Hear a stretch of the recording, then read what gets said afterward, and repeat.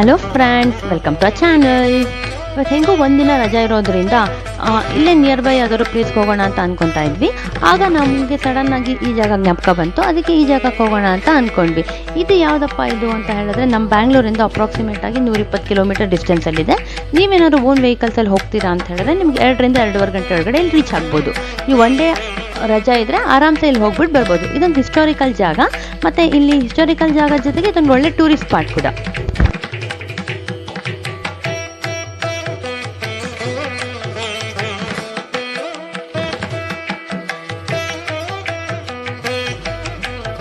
ನಾವು ಈ ಜಾಗಕ್ಕೆ ಬರ್ತಿದ್ದಂಗೆ ನಮ್ಮನ್ನೊಬ್ರು ವೆಲ್ಕಮ್ ಮಾಡ್ತಾ ಇದ್ದಾರೆ. ಯಾರಪ್ಪ ಇದು ವೆಲ್ಕಮ್ ಮಾಡ್ತಿರೋದು, ಸ್ವಾಗತ ಮಾಡ್ತಿರೋದು ಅಂತ ನೋಡಿದ್ರೆ ಇದೇ ನಮ್ಮ ನಂದಿ ವಿಗ್ರಹ. ನಂದಿ ವಿಗ್ರಹ ನೋಡಿದ ತಕ್ಷಣ ಕೆಲವು ಜನ ಎಲ್ಲ ಗೆಸ್ ಮಾಡಿರ್ಬೋದು. ಈ ಜಾಗ ಬಂದ್ಬಿಟ್ಟು ಲೇಪಾಕ್ಷಿ. ಆಗಲೇ ಹೇಳ್ದಂಗೆ ನಮ್ಮ ಬ್ಯಾಂಗ್ಳೂರಿಂದ ಇದೊಂದು 120 ಕಿಲೋಮೀಟರ್ ಡಿಸ್ಟೆನ್ಸಲ್ಲಿದೆ. ಈ ಒಂದು ಅಪ್ರಾಕ್ಸಿಮೇಟ್ಲಿ 2 ರಿಂದ 2.5 ಗಂಟೆ ಒಳಗಡೆ ಇಲ್ಲಿ ರೀಚ್ ಆಗ್ಬೋದು. ಇದು ಬಂದ್ಬಿಟ್ಟು ಅನಂತಪುರ ಡಿಸ್ಟ್ರಿಕ್ಟ್, ಆಂಧ್ರ ಪ್ರದೇಶಲ್ಲಿರೋದು. ಇಲ್ಲಿ ಕಾಣ್ತಾ ಇರೋ ನಂದಿ ವಿಗ್ರಹ ಬಂದ್ಬಿಟ್ಟು 15 ಅಡಿ ಎತ್ತರ ಮತ್ತು 27 ಅಡಿ ಉದ್ದ ಇದೆ. ಇದೊಂದು ಏಕಶಿಲಾ ವಿಗ್ರಹ ಆಗಿದೆ. ಏಕಶಿಲಾ ವಿಗ್ರಹ ಅಂದರೆ ಇದನ್ನು ಒಂದೇ ಕಲ್ಲಿಂದ ಕೆತ್ತನೆ ಮಾಡಿದ್ದಾರೆ. ಇದು ಬಂದು ಗೌರ್ಮೆಂಟ್ ರೆಸ್ಟೋರೆಂಟು. ಇಲ್ಲಿ ನಿಮಗೆ ಒಂದು ದಿವಸ ಏನಾದರೂ ಸ್ಟೇ ಮಾಡಬೇಕು ಅಂತ ಹೇಳಿದ್ರೆ ರೂಮ್ ಫೆಸಿಲಿಟೀಸ್ ಕೂಡ ಇದೆ. ಹಾಗೆ ಪ್ರೈಸ್ ಕೂಡ ನಿಮಗೆ ಇಲ್ಲಿ ರೀಸನೇಬಲ್ ಆಗಿದೆ. ಅಪ್ರಾಕ್ಸಿಮೇಟ್ಲಿ ನಿಮಗೊಂದು AC ರೂಮ್ಗೆ ಒಂದು 1100 to 1200 ನಿಯರ್ ಬೈಯಲ್ಲಿ ಆಗ್ಬೋದು. ಒಂದು ದಿನ ನೀವು ಸ್ಟೇ ಮಾಡ್ತೀರಾ ಅಂತ ಹೇಳಿದ್ರೆ ರೂಮ್ಗೆ. ಇದು ಜಟಾಯು ಥೀಮ್ ಪಾರ್ಕ್. ಇಲ್ಲಿ ನಿಮಗೆ ಎಂಟ್ರೆನ್ಸ್ ಫೀಸ್ ಇರುತ್ತೆ. ಪರ್ ಪರ್ಸನ್ 10 ರೂಪೀಸ್ ಚಾರ್ಜ್ ಮಾಡ್ತಾರೆ ಅಡಲ್ಟ್ಸ್ಗೆ. ಚಿಲ್ಡ್ರನ್ಸ್ ಬಿಲೋ 5 ಇಯರ್ಸ್ ಅಂದರೆ ಮಕ್ಕಳು 5 ವರ್ಷದ ಕೆಳಗಡೆ ಇರೋರಿಗೆ ಏನೂ ಚಾರ್ಜ್ ಮಾಡೋದಿಲ್ಲ.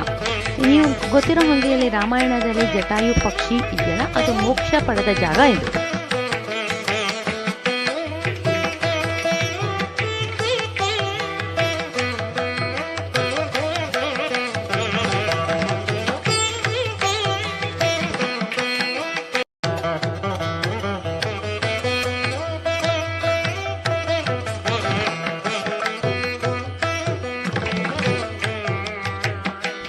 ಇಂದ ವ್ಯೂ ತುಂಬಾ ಚೆನ್ನಾಗಿದೆ.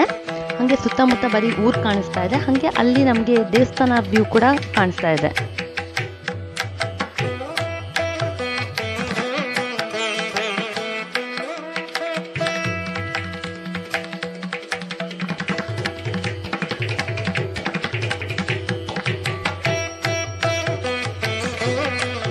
ಇದು ದೇವಸ್ಥಾನದ ಮೇನ್ ಎಂಟ್ರೆನ್ಸು.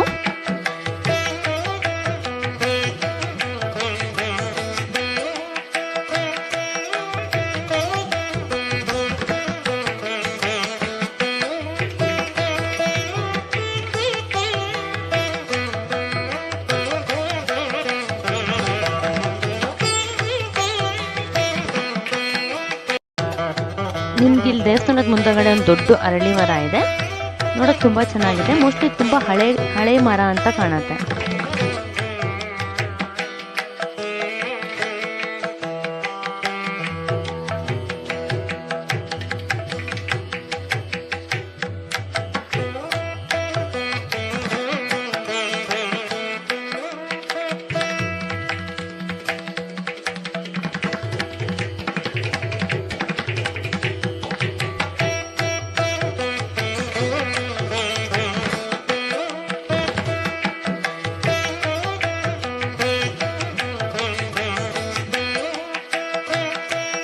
ಒಳಗಡೆ ಹೋದರೆ ಇಲ್ಲಿ ನಮಗೆ ಮೇನ್ ದೇವಸ್ಥಾನ ಇದೆ. ಇದೊಂದು ವೀರಭದ್ರೇಶ್ವರ ದೇವಸ್ಥಾನ.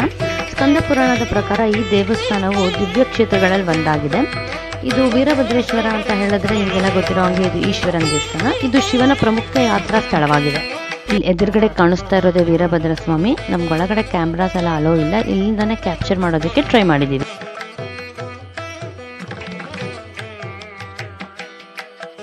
ಈ ಪ್ರಾಂಗಣದಲ್ಲಿ ಕಾಣಿಸ್ತಾ ಇದೆಯಲ್ಲ, ಇದು ನಾಟ್ಯ ಮಂಟಪ. ಈ ನಾಟ್ಯ ಮಂಟಪನ ನಿರ್ಮಿಸ್ಬೇಕಂತ ಬಂದಿರೋ ಥಾಟೇ ಅವ್ರಿಗೆ ಇಲ್ಲಿ ಹೈಲೈಟು. ಥಾಟ್ ಅಷ್ಟೇ ಅಲ್ಲ, ಮತ್ತು ಇದನ್ನು ಇಲ್ಲಿ ಅದ್ಭುತವಾಗಿ ನಿರ್ಮಿಸಿದ್ದಾರೆ. ಇದು ಬಂದ್ಬಿಟ್ಟು ಲೇಪಾಕ್ಷಿಗೆ ಹೈಲೈಟ್ ಆಗಿರೋ ಮತ್ತು ಫೇಮಸ್ ಆಗಿರೋ ಹ್ಯಾಂಗಿಂಗ್ ಪಿಲ್ಲರು. ಇದು ಬಂದ್ಬಿಟ್ಟು ಏನಂತ ಹೇಳಿದ್ರೆ ಗಾಳಿಯಲ್ಲಿ ತೇಲಾಡ್ತಿದೆ ಈ ಪಿಲ್ಲರು ಅಂತ ಹೇಳ್ತಾರೆ. ಇಲ್ಲಿ ಕೆಳಗಡೆ ನೀವು ನೋಡ್ಬೋದು, ನೀವು ಏನಾದರೂ ಹಾಕಿದ್ರೆ ನಿಮಗೆ ಫುಲ್ಲು ಹಾಗೆ ಸಲೀಸಾಗಿ ಬರುತ್ತೆ. ಬಟ್ ಎಲ್ಲೋ ಒಂದು ಕಡೆ ಮಾತ್ರ ಒಂದು ಸಣ್ಣ ಕಲ್ಲು ಇದನ್ನು ತಡೀತಾ ಇದೆ. ಅದು ಬಿಟ್ಟರೆ ಇದು ತುಂಬಾ ಹೈಲೈಟ್ ಆಗಿದೆ ಮತ್ತು ತುಂಬ ಅದ್ಭುತವಾಗಿದೆ ನೋಡೋಕ್ಕೆ.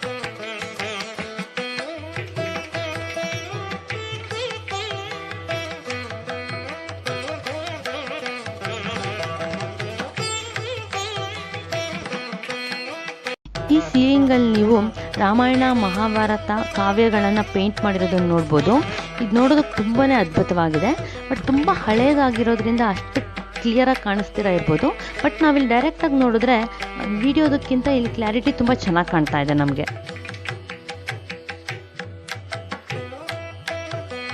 ಇದು ಬಂದ್ಬಿಟ್ಟು ಮಂಟಪದ ಸೆಂಟರು. ಇದರಲ್ಲಿ ತುಂಬ ಬಲ ಇದೆ ಅಂತ ಇವಾಗಲೂ ಪ್ರತೀತಿ ಇದೆ. 16ನೇ ಶತಮಾನದಲ್ಲಿ ವಿಜಯನಗರದ ಕೋಸಾಧಿಕಾರಿಗಳಾಗಿದ್ದ ವಿರೂಪಣ್ಣ ಮತ್ತು ಅವ್ರ ತಮ್ಮ ಕೋಸಣ್ಣ ಅನ್ನೋರು ಈ ದೇವಸ್ಥಾನ ನಿರ್ಮಿಸಿರೋದು. ಈ ದೇವಸ್ಥಾನವನ್ನು 70 ಕಂಬಗಳಿಂದ ನಿರ್ಮಿಸಿದ್ದಾರೆ. ಈ ದೇವಸ್ಥಾನ ಪೂರ್ತಿ ನೀವು 70 ಕಂಬಗಳನ್ನ ನೋಡ್ಬೋದು. ಮತ್ತು ಏನಂತ ಹೇಳಿದ್ರೆ ಒಂದು ಕಂಬದಲ್ಲಿರುವಂಥ ಶಿಲ್ಪಕಲೆ ಅಂದರೆ ಒಂದು ಕಂಬದಲ್ಲಿರುವಂಥ ಡಿಸೈನ್ಸು ನಿಮ್ಗೆ ಮತ್ತೊಂದು ಕಂಬದಲ್ಲಿ ಇಲ್ಲಿ ಕಾಣಿಸೋದಿಲ್ಲ.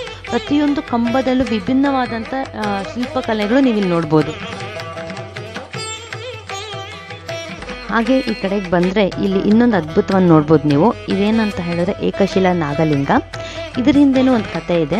ಒಬ್ಬರು ಶಿಲ್ಪಿಗಳು ಊಟದ ಸಮಯಕ್ಕೆ ಬಂದ್ಬಿಟ್ಟು ಅವ್ರ ತಾಯಿನ ಊಟ ಬಡಿಸು ಅಂತ ಕೇಳ್ತಾರೆ. ಆಗ ಅವ್ರ ತಾಯಿ ಇನ್ನು ಅಡುಗೆ ತಯಾರಾಗ್ತಾ ಇದೆ, ರೆಡಿ ಆಗಿಲ್ಲ, ಅಂದರೆ ಇನ್ನು ಸ್ವಲ್ಪ ಸಮಯ ಹಿಡಿಯುತ್ತೆ ತಯಾರಾಗೋದು ಅಂತ ಹೇಳ್ತಾರೆ.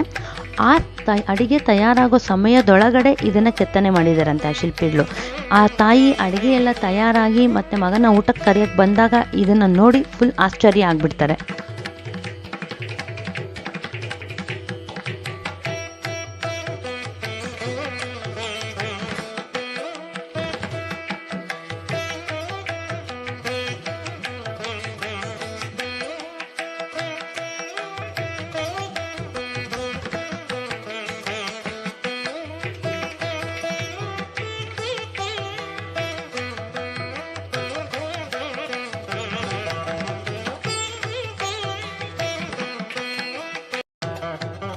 ಈ ವಿಗ್ರಹದ ಪಕ್ಕದಲ್ಲೇ ನಾವು ಬಾಲ ಗಣೇಶನ ನೋಡ್ಬೋದು.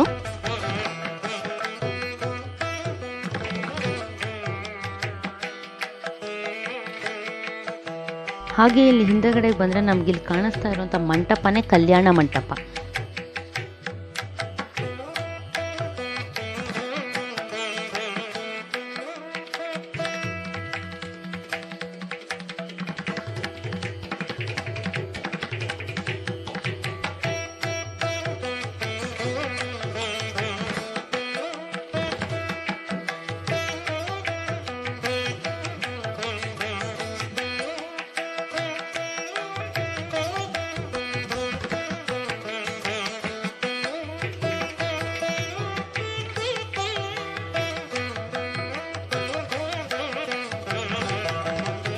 ಇದೇ ಲತಾ ಮಂಟಪ ಅಂತ.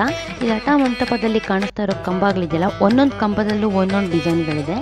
ಈ ಡಿಸೈನ್ಗಳನ್ನೇ ನಾವಿವಾಗ ಸ್ಯಾರೀಸಲ್ಲಿ ಯೂಸ್ ಮಾಡ್ತಾ ಇದ್ದೀವಿ ಅಂತ ಪ್ರತೀತಿ ಇದೆ.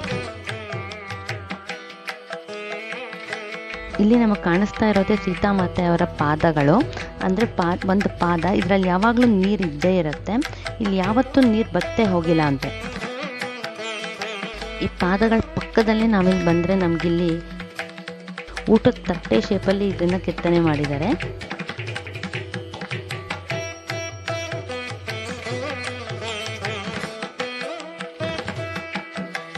ಇನ್ನೂ ಯಾರಾದರೂ ಲೇಪಾಕ್ಷಿಗೆ ಬಂದು ನೋಡಿಲ್ಲ ಅಂತ ಹೇಳಿದ್ರೆ ಒಂದ್ಸತಿ ಬಂದು ಈ ಜಾಗನ ವಿಸಿಟ್ ಮಾಡಿ ನೋಡ್ಕೊಂಡು ಹೋಗಿ. ತುಂಬಾ ಚೆನ್ನಾಗಿದೆ. ಹಾಗೆ ಏನಾದರೂ ನೀವು ಒಂದು ದಿವಸ ಸ್ಟೇ ಮಾಡಬೇಕಂದ್ರೆ ಇಲ್ಲಿ ಹೋಟೆಲ್ ಫೆಸಿಲಿಟಿ ಕೂಡ ಇದೆ. ಆಗಲೇ ಹೇಳ್ದಂಗೆ ನಿಮಗೆ ತುಂಬ ರೀಸನೇಬಲ್ ಪ್ರೈಸಸ್ ಸಿಗುತ್ತೆ. ಆಂಧ್ರ ಪ್ರದೇಶ್ ಟೂರಿಸಂ ಡಿಪಾರ್ಟ್ಮೆಂಟ್ ಅವ್ರು ನಡೆಸ್ತಾ ಇರೋದ್ರಿಂದ ನಿಮ್ಗೆ ಇಲ್ಲಿ ಪ್ರೈಸಸ್ ಕೂಡ ಅಂತ ಕಾಸ್ಟ್ಲಿ ಎಲ್ಲ ರೀಸನಬಲ್ ಆಗಿದೆ. ಹೋಟೆಲ್ ರೂಮ್ಸ್ ಕೂಡ ಅಷ್ಟೇ ಕ್ಲೀನ್ ಆಗಿದೆ, ಹೈಜೀನ್ ಆಗಿದೆ. ನಿಮಗೆ ಇಲ್ಲಿ ಬ್ರೇಕ್ಫಾಸ್ಟ್ ಆಗಿರ್ಬೋದು, ಲಂಚ್ ಆಗಿರ್ಬೋದು, ಡಿನ್ನರ್ ಆಗಿರ್ಬೋದು ಎಲ್ಲನೂ ಸಿಗುತ್ತೆ. ವೀಕೆಂಡ್ಸಲ್ಲಿ ಸ್ವಲ್ಪ ನಿಮಗೆ ಜಾಸ್ತಿ ರಶ್ ಇರ್ಬೋದು, ಬಟ್ ವೀಕ್ ಡೇಸಲ್ಲಿ ಅಂತ ಏನು ರಶ್ ಇಲ್ಲ ಅಂತ ಹೇಳ್ಬೋದು. ಇದರೊಂದಿಗೆ ನಾವು ಈ ವಿಡಿಯೋನ ಎಂಡ್ ಮಾಡ್ತಾ ಇದ್ದೀವಿ. ಇನ್ನೂ ಯಾರಾದರೂ ನಮ್ಮ ಚಾನಲ್ಗೆ ಸಬ್ಸ್ಕ್ರೈಬ್ ಮಾಡ್ಕೊಂಡಿಲ್ಲ ಅಂದರೆ ಪ್ಲೀಸ್ ಸಬ್ಸ್ಕ್ರೈಬ್ ಮಾಡ್ಕೊಳ್ಳಿ. ಹಾಗೆ ಈ ವಿಡಿಯೋನ ಲೈಕ್ ಮಾಡಿ, ಶೇರ್ ಮಾಡಿ, ಕಮೆಂಟ್ ಮಾಡಿ. Thank you. ನಮಸ್ತೆ. ಬಾಯ್.